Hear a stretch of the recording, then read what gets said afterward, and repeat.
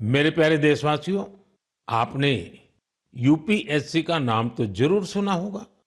ये संस्था देश की सबसे कठिन परीक्षाओं में से एक सिविल सर्विसेज का एग्जाम भी लेती है। हम सब ने सिविल सर्विसेज के टॉपर्स की प्रेरणादायी बातें अनेक बार सुनी है। ये नौजवान कठिन परिस्थितियों में पढ़ाई के बाद अपनी मेहनत से इस सर्विस में जगह पाते हैं। लेकिन साथियों, यूपीएससी की परीक्षा की एक सच्चाई और भी है। हजारों ऐसे उम्मीदवार भी होते हैं जो बेहद काबिल होते हैं। उनकी मेहनत भी किसी से कम नहीं होती, पर मामूली अंतर से वो अंतिम सूची तक नहीं पहुंच पाते। इन उम्मीदवारों को दूसरी परीक्षाओं के लिए नए सिरे से तैयारी करनी पड़ती है। इसमें उनका समय और पैसा दोनों खर्च होता था। इसलिए अब ऐसे होनहार विद्यार्थियों के लिए भी एक डिजिटल प्लेटफॉर्म बनाया गया है और इसका नाम है प्रतिभा सेतु। प्रतिभा सेतु में उन उम्मीदवारों का डेटा रखा गया है जिन्होंने यूपीएससी की अलग अलग परीक्षाओं के सभी चरण पास किए, लेकिन अंतिम मेरिट लिस्ट में उनका नाम नहीं आ पाया। इस पोर्टल पर 10,000 से ज्यादा ऐसे होनहार युवाओं का डेटा बैंक मौजूद है। कोई सिविल सर्विस की तैयारी कर रहा था, कोई इंजीनियरिंग सर्विस में जाना चाहता था, कोई मेडिकल सर्विसेज के हर पड़ाव को पार कर चुका था, लेकिन फाइनल में उसका सिलेक्शन नहीं हुआ। ऐसे सभी उम्मीदवारों की जानकारी अब प्रतिभा सेतु पोर्टल पर उपलब्ध कराई जा रही है।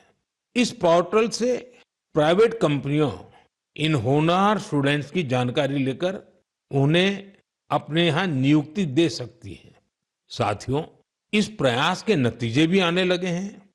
सैकड़ों उम्मीदवारों को इस पोर्टल की मदद से तुरंत नौकरी मिली है और वो युवा जो मामूली अंतर से रुक गए थे, अब नए आत्मविश्वास के साथ आगे बढ़ रहे हैं।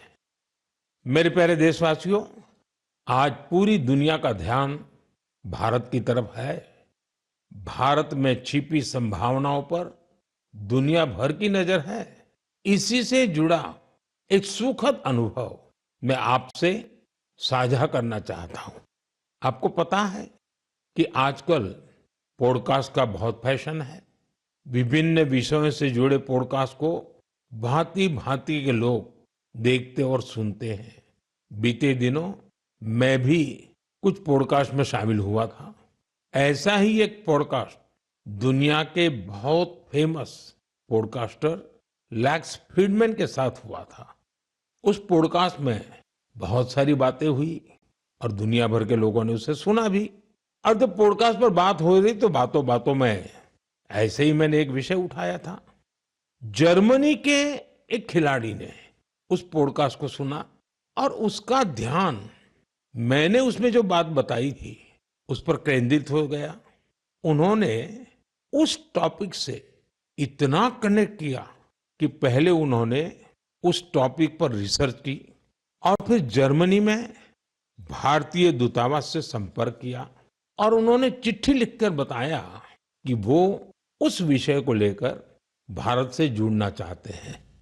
आप सोच रहे होंगे कि मोदी जी ने पॉडकास्ट में ऐसा कैसा विषय कह दिया जो जर्मनी के एक खिलाड़ी को प्रेरित कर गया। ये कौन सा विषय था? मैं आपको याद कराता हूं। मैंने पॉडकास्ट में बातों बातों में मध्य प्रदेश के शहडोल के फुटबॉल के क्रेज से जुड़ा एक गांव का वर्णन किया था। दरअसल 2 साल पहले मैं शहडोल गया था, वहां के फुटबॉल प्लेयर से मिला था। पॉडकास्ट के दौरान एक सवाल के उत्तर में मैंने शहडोल के फुटबॉल खिलाड़ियों का भी जिक्र किया था। यही बात जर्मनी के फुटबॉल खिलाड़ी और कोच डिटमार बायर्सडॉर्फर ने भी सुनी। शहडोल के युवा फुटबॉल खिलाड़ियों की लाइफ जर्नी ने उन्हें बहुत प्रभावित और प्रेरित किया। सही में किसी ने कल्पना भी नहीं की थी कि वहां के प्रतिभाशाली फुटबॉल खिलाड़ी दूसरे देशों का ध्यान अपनी ओर आकर्षित करेंगे। अब जर्मनी के इस कोच ने शहडोल के कुछ खिलाड़ियों को जर्मनी की एक एकेडमी में ट्रेनिंग देने की पेशकश की है। इसके बाद मध्य प्रदेश की सरकार ने भी उनसे संपर्क किया है। जल्द ही शहडोल के हमारे कुछ युवा साथी ट्रेनिंग कोर्स के लिए जर्मनी जाएंगे। मुझे यह देखकर भी बहुत आनंद आता है कि भारत में फुटबॉल की लोकप्रियता निरंतर बढ़ रही है। मैं फुटबॉल प्रेमियों से आग्रह करता हूं कि जब समय मिले वे शहडोल जरूर जाएं और वहां हो रहे स्पोर्टिंग रिवॉल्यूशन को करीब से देखें।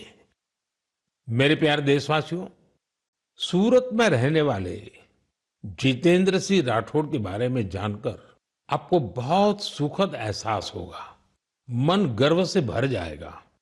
जितेंद्र सिंह राठौड़ एक सिक्योरिटी गार्ड है और उन्होंने एक ऐसी अद्भुत पहल की है जो हर देशभक्त के लिए बहुत बड़ी प्रेरणा है। पिछले कुछ वर्षों से वो उन सभी जवानों के बारे में जानकारियां जुटा रहे हैं जिन्होंने भारत माता की रक्षा में अपने प्राण न्योछावर किए हैं। आज उनके पास प्रथम विश्व युद्ध से लेकर अब तक शहीद हुए हजारों वीर जवानों के बारे में जानकारियां मौजूद है। उनके पास शहीदों की हजारों तस्वीरें भी हैं। एक बार एक शहीद के पिता की कही गई बातें उनके हृदय को छू गई। शहीद के पिता ने कहा था, बेटा गया तो क्या हुआ, वतन तो सलामत है ना। इस एक बात ने जितेंद्र सिंह जी के मन में देशभक्ति का एक अद्भुत जुनून भर दिया। आज वो कई शहीदों के परिवारों के संपर्क में है। उन्होंने करीब 2500 शहीदों के माता पिता के चरणों की मिट्टी भी अपने पास लाकर रखी है। ये सशस्त्र बलों के प्रति उनके गहरे प्रेम और जुड़ाव का जीवंत उदाहरण है। जितेंद्र जी का जीवन हमें देशभक्ति की वास्तविक सीख देता है।